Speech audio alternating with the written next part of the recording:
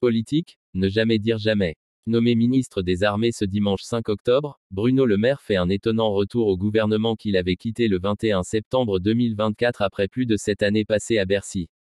Très discret depuis son départ, Bruno Le Maire a consacré cette dernière année à l'enseignement et à l'écriture avant d'être recruté par la multinationale néerlandaise ASML au 1er janvier 2025. Absent de la scène médiatique, il a finalement donné sa première interview le 22 septembre dernier au site spécialisé L'Usine Nouvelle.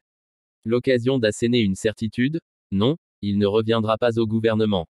Bienvenue à HuffPoll, la nouvelle newsletter du HuffPost. J'ai fait le choix en juin 2024, après notre défaite aux élections législatives, de me mettre en retrait de la vie politique, peut-on lire. J'ai considéré que nous n'avions plus les marges de manœuvre nécessaires pour agir clairement et fermement au service des Français. Je n'ai pas changé d'avis. À ce moment-là en tout cas, puisque Bruno Le Maire franchira à nouveau la porte de l'Élysée pour participer au Conseil des ministres autour de Sébastien Lecornu et Emmanuel Macron lundi 6 octobre. Déjà lors de son discours d'adieu aux équipes du ministère de l'économie, Bruno Le Maire avait laissé entendre que son départ s'apparentait aussi à un retrait de la vie politique.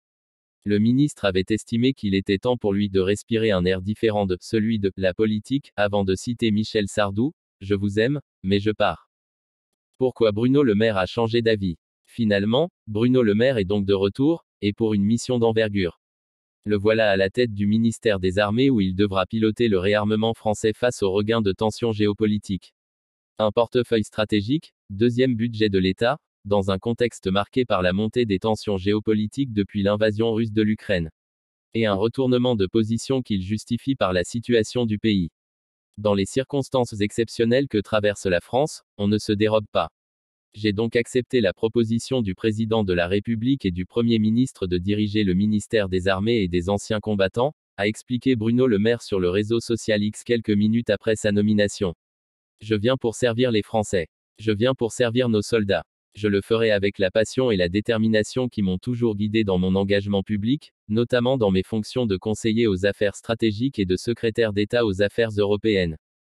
Sous réserve de l'adoption du projet de budget 2026, Bruno Le Maire devra notamment s'atteler à l'actualisation de la loi de programmation militaire (LPM) pour accélérer le réarmement du pays face à la détérioration de la sécurité en Europe sous la menace russe. Le budget, voilà qui devrait lui rappeler des souvenirs.